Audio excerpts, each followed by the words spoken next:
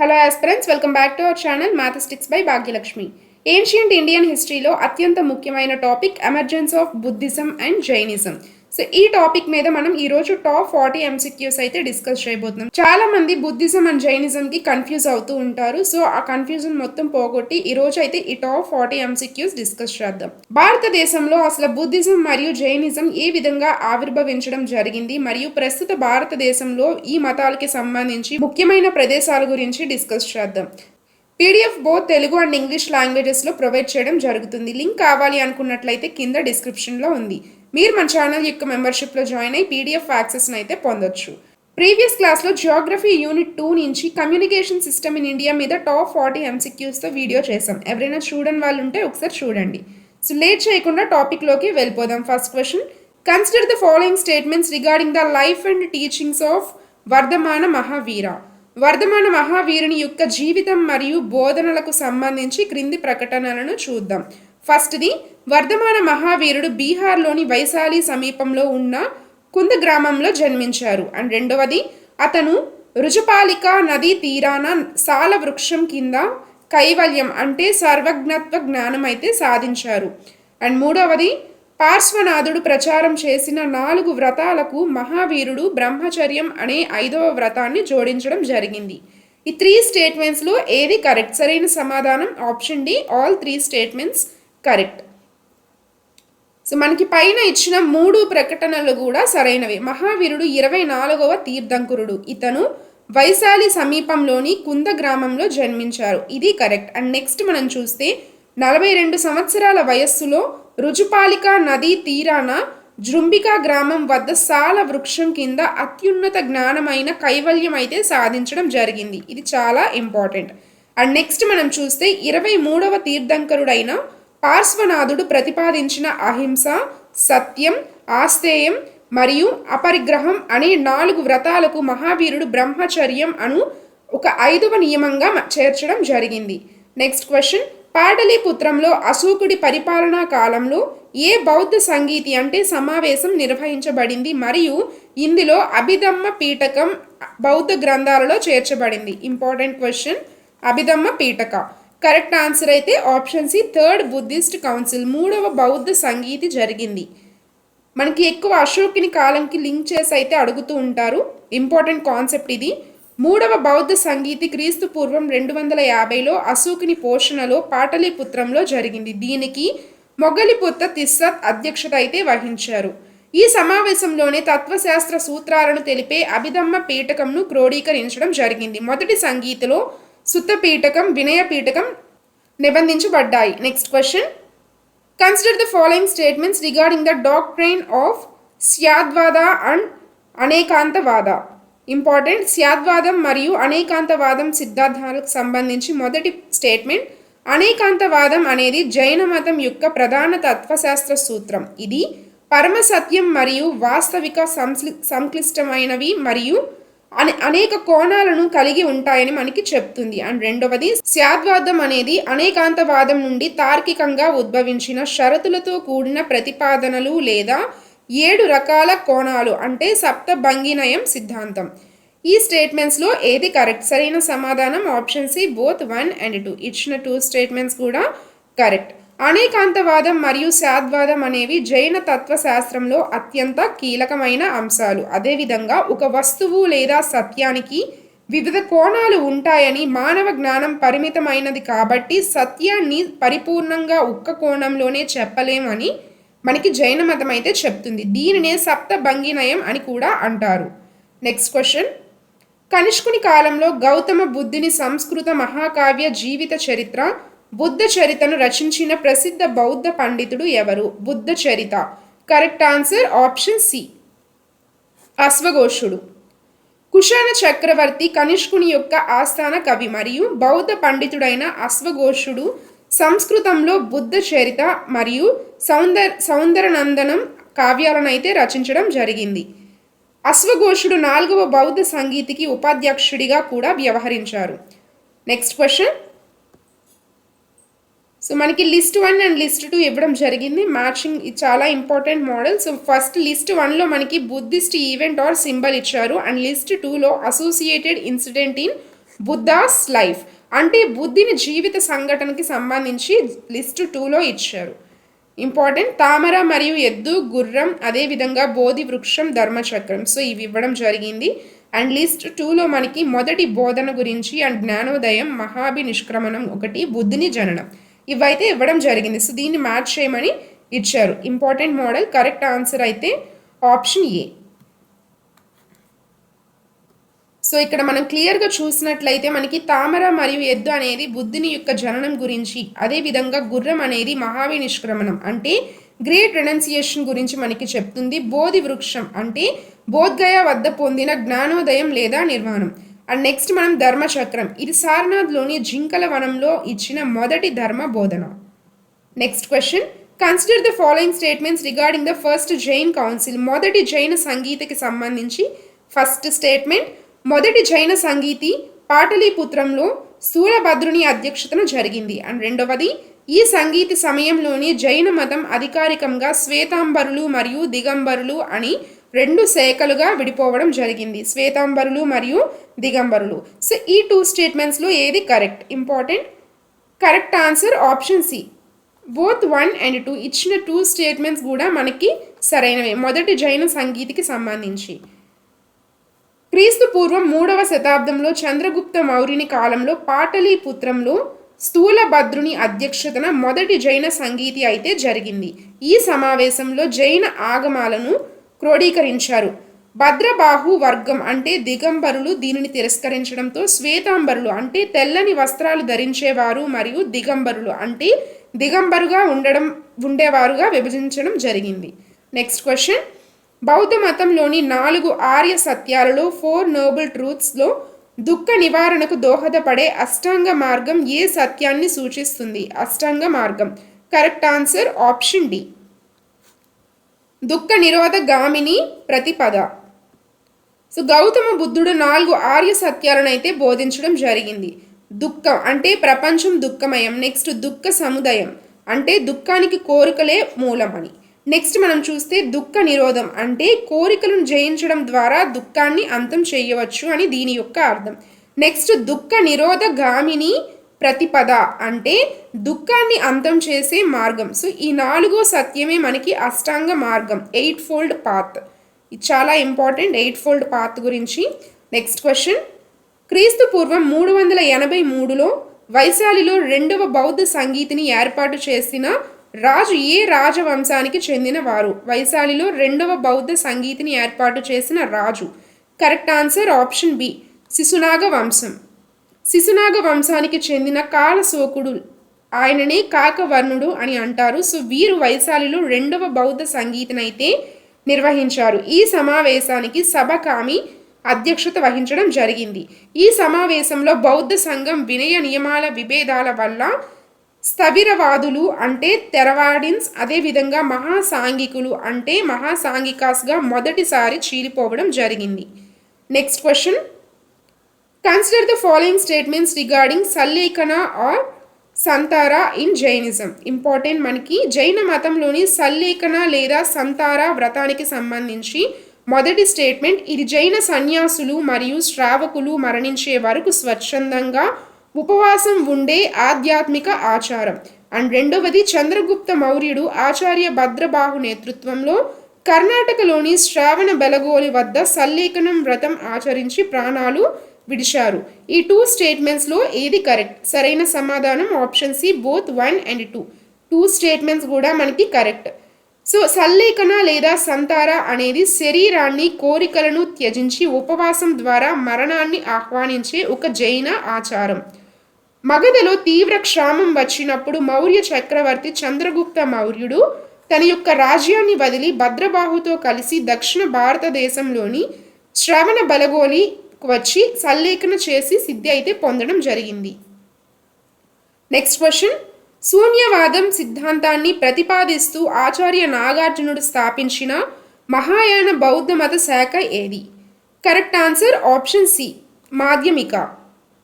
నాగార్జునుడు మాధ్యమిక వంశం లేదా శాఖను స్థాపించడం జరిగింది. ఇతను ప్రతిపాదించిన శూన్యవాదం ప్రకారం ప్రపంచంలోని ప్రతి వస్తువు లేదా భావన మరొక దానిపై ఆధారపడి ఉంటుంది, దీనికి స్వతంత్రత ఉనికి లేదు అని చెప్పడం జరిగింది. నెక్స్ట్, నాగార్జునుడిని ఇండియన్ ఐన్స్టీన్ అని కూడా పిలుస్తారు. ఇతను మూల మాధ్యమిక కారక అనే ప్రసిద్ధ గ్రంథాన్ని రచించడం జరిగింది. మూల మాధ్యమిక కారక. Next question. So again list 1 and list 2 ఇవ్వడం జరిగింది. లిస్ట్ 1లో మనకి తీర్థంకర్ గురించి ఇచ్చారు అండ్ లిస్ట్ 2లో సింబల్స్ ఇవ్వడం జరిగింది. సో జాబితా 1 అండ్ జాబితా 2 ఇంపార్టెంట్. సో దీన్ని మ్యాచ్ చేయమని అడుగుతున్నారు. కరెక్ట్ ఆన్సర్ ఆప్షన్ ఏ. సో దీనికి సరైన సమాధానం అయితే మనకి ఆప్షన్ ఏ. ఫస్ట్ లిస్ట్లో తీర్థంకురుని గురించి ఇచ్చారు అండ్ లిస్ట్ 2లో చిహ్నం గురించి ఇవ్వడం జరిగింది. సో డీటెయిల్గా మనం చూసినట్లయితే వృషభనాథుడు లేదా ఆదినాథుడు. సో మొదటి తీర్థంకురుడు, ఇతని చిహ్నం అయితే ఎద్దు. నెక్స్ట్ పార్శ్వనాథుడు 23వ తీర్థంకరుడు, ఇతని యొక్క చిహ్నం పాము. నెక్స్ట్ నామినాథుడు, ఇతను 22వ తీర్థంకరుడు, ఇతని యొక్క చిహ్నం శంఖం. నెక్స్ట్ మహావీరుడు 24వ తీర్థంకరుడు, ఇతని యొక్క చిహ్నం సింహం. Next question. Consider the following statements regarding the Buddhist literature. బౌద్ధ వాగ్మయం లేదా సాహిత్యానికి సంబంధించి క్రింది స్టేట్మెంట్స్. మొదటిది, సుత్త పీఠకం బుద్ధిని ప్రధాన సూత్రాలు మరియు ఉపదేశాలను కలిగి ఉంది. అండ్ రెండవది, వినయ పీఠకం బౌద్ధ సంఘంలోని భిక్షువులు మరియు భిక్షునుల యొక్క నియమావళి మరియు ప్రవర్తనా నియమాలను వివరిస్తుంది. అండ్ మూడవది, మిలింద పన్హా అనేది గ్రీకు రాజు మెనాండర్ I మరియు బౌద్ధ సన్యాసి నాగసేనుని మధ్య జరిగిన సంభాషణలను తెలిపే ప్రసిద్ధ పాలీ గ్రంథం. ఈ 3 స్టేట్మెంట్స్లో ఏది కరెక్ట్?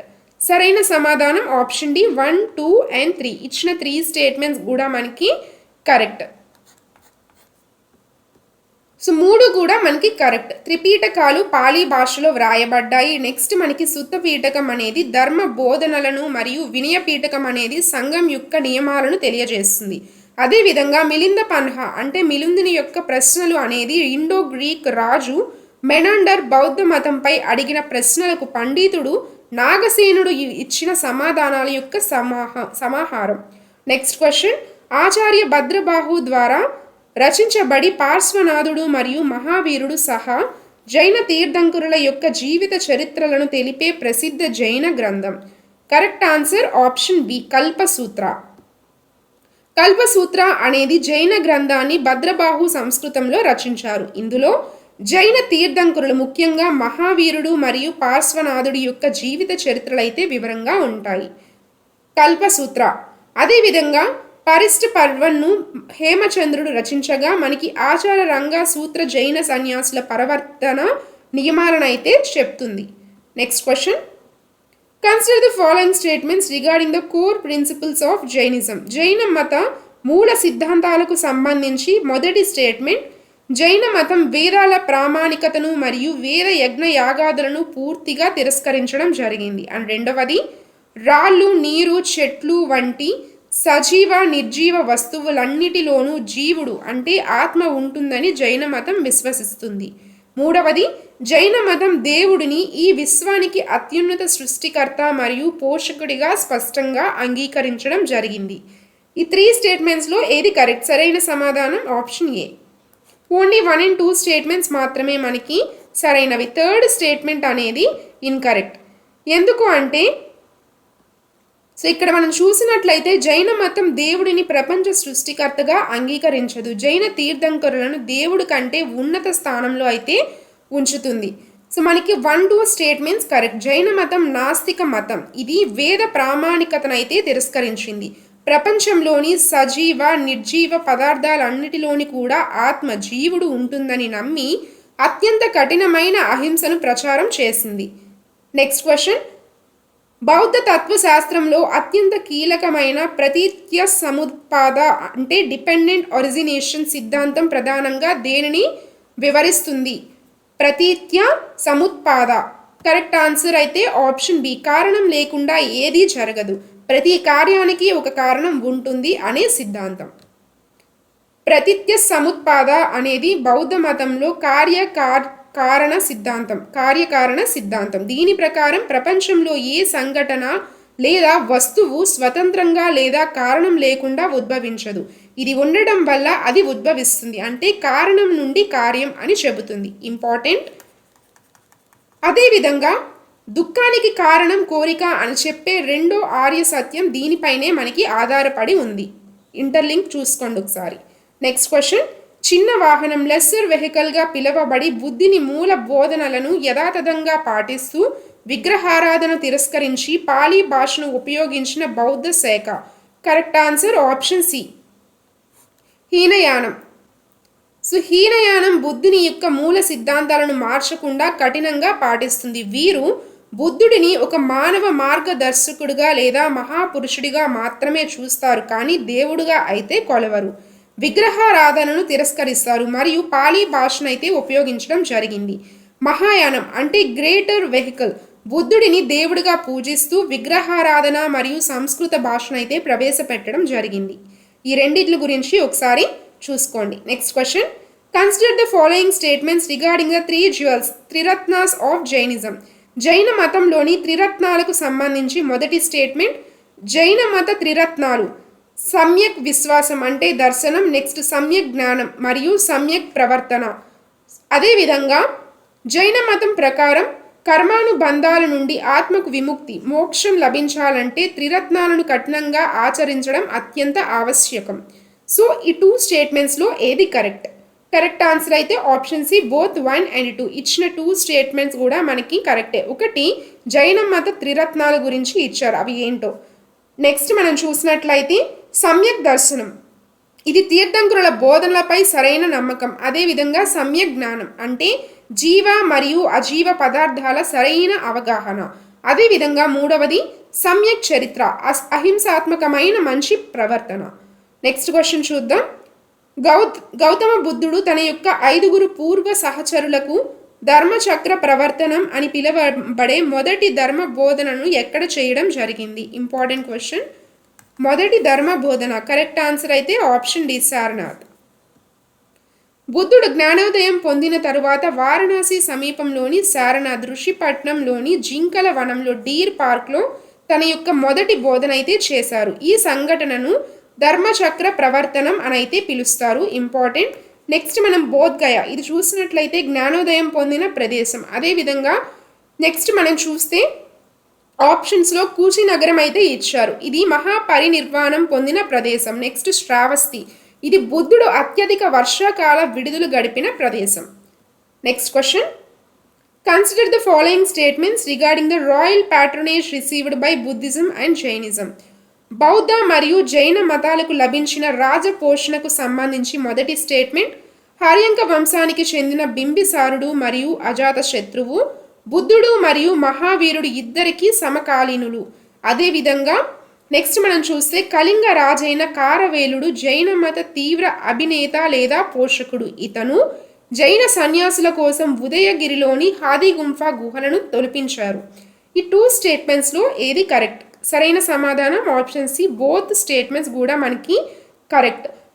మగధ పాలకులు బింబిసారుడు మరియు అజాతశత్రువు ఇద్దరు కూడా బుద్ధుడికి మహావీరుడికి సమకాలీనులు మరియు రెండు మతాలను ప్రోత్సహించడం జరిగింది. చేతి వంశానికి చెందిన కళింగ రాజు కారవేలుడు జైన మతాన్ని విశేషంగా అయితే పోషించారు.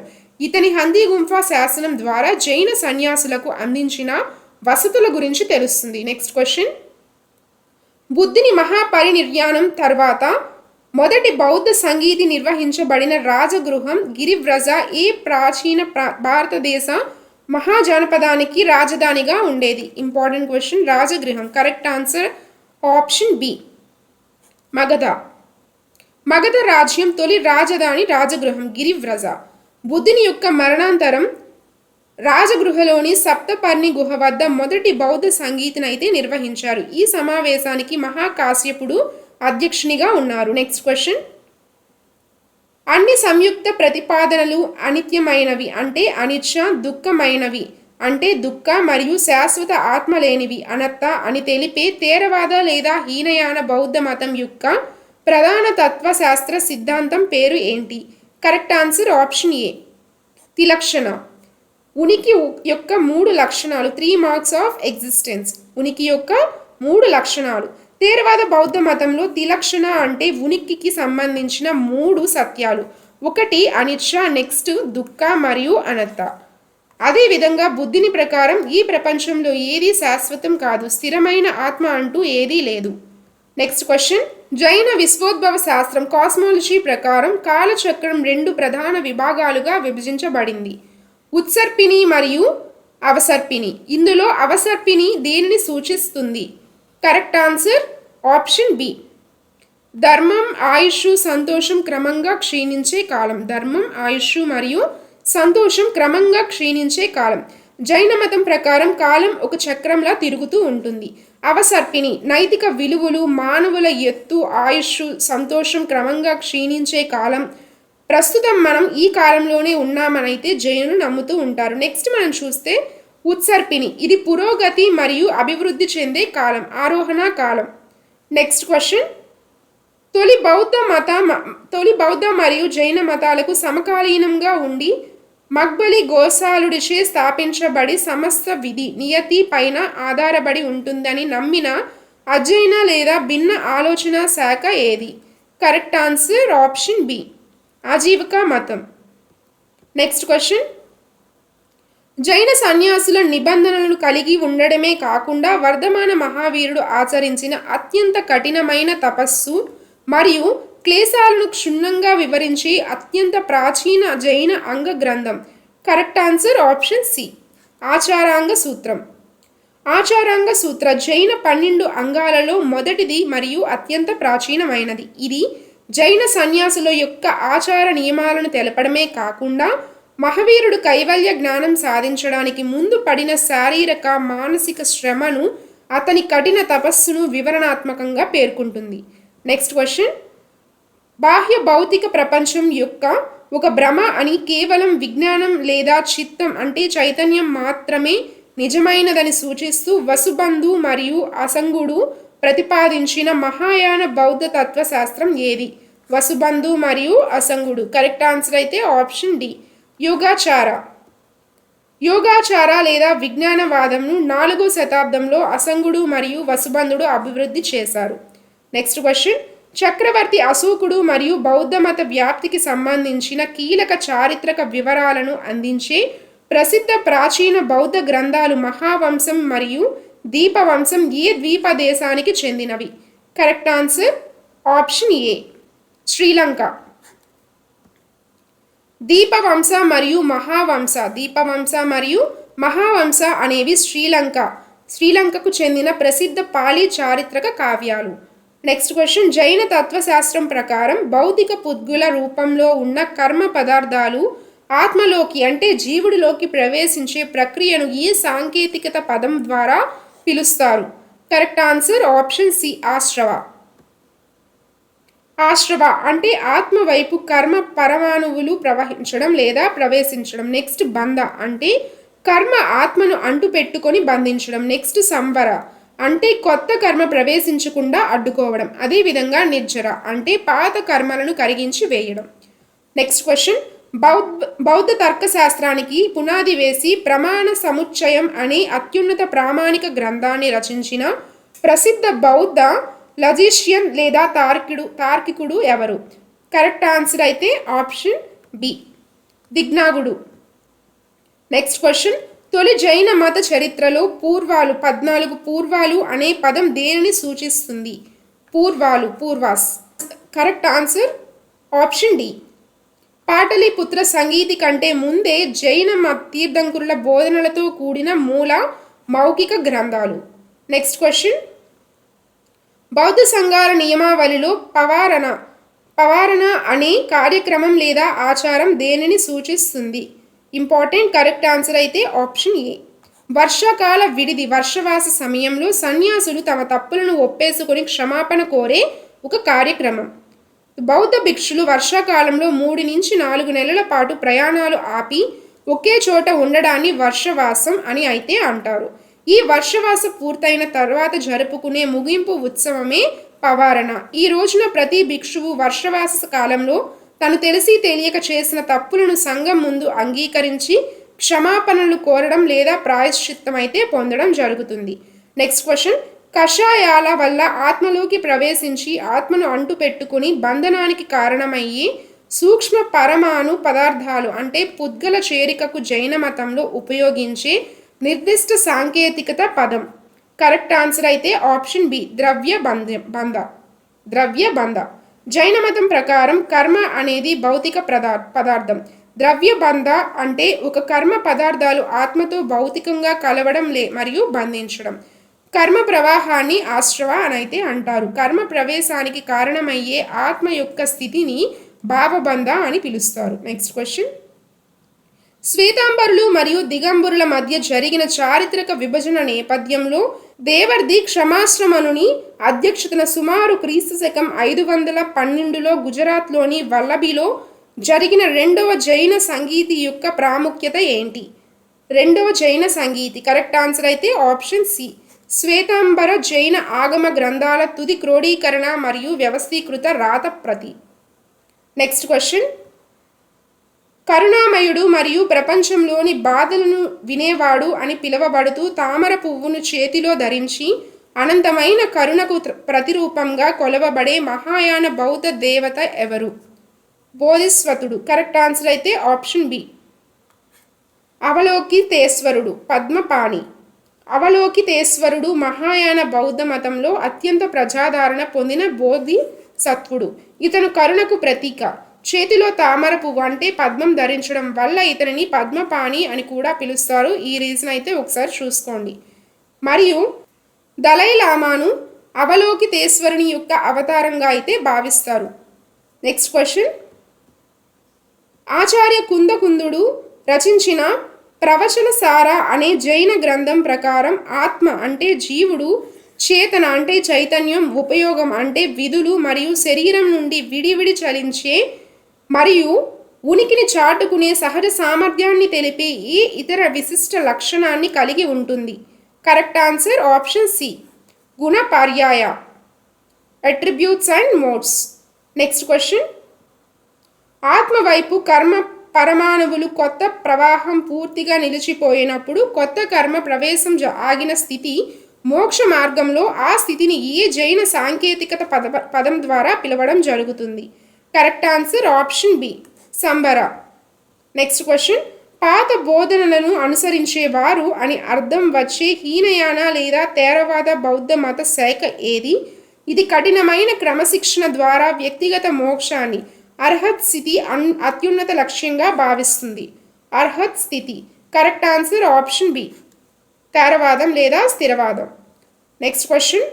దర్పణధారిణి అద్దం పట్టుకున్న మహిళ లేదా శాలబంచిక స్వర్గపు అప్సరస అని పిలువబడే ప్రసిద్ధ జైన శిల్పం యునెస్కో ప్రపంచ వారసత్వ సంపదగా గుర్తించబడిన ఏ జైన గుహాలయ సముదాయంతో అనుసంధానించబడి ఉంది? Important. Correct answer option C Ellora గుహలు. Next question. హిందూ తత్వశాస్త్రంలోని వైశేషిక శాఖకు మరియు తదుపరి జైన తర్కశాస్త్రానికి కీలక స్తంభంగా పరిగణించబడే ఈ తత్వశాస్త్ర గ్రంథాన్ని ప్రభాచంద్ర వంటి జైన తార్కికులు సవరించి మెరుగుపరచడం జరిగింది? Correct answer option C Prashastapada భాష్యం. Next question. జైన సన్యాసుల సంఘానికి మద్దతుగా ఉంటూ తక్కువ కఠినమైన వ్రతాలను ఆచరించే జైన గృహస్థ శిష్యులను స్త్రీ పురుషుడు పిలవడానికి ఉపయోగించే చారిత్రక పదం? కరెక్ట్ ఆన్సర్ ఆప్షన్ ఏ శ్రావక మరియు శ్రావిక. Next question. తూర్పు ఆసియాలో జైన్ బౌద్ధ మతంగా పిలువబడే మహాయాన బౌద్ధ మత శాఖ ఏది? ఇది గ్రంథ పరిజ్ఞానం మరియు కఠినమైన ఆచారాల కంటే ప్రత్యక్ష తక్షణ జ్ఞానోదయం మరియు అనుభవపూర్వక జ్ఞానానికి ప్రాధాన్యత ఇస్తుంది. ఇంపార్టెంట్. ఆన్సర్ తెలిసినట్లయితే కింద కమెంట్ సెక్షన్లో కమెంట్ చేయండి. అండ్ నెక్స్ట్ ఏ కాన్సెప్ట్ మీద వీడియో కావాలో కూడా కమెంట్ చేయండి. Thanks for watching.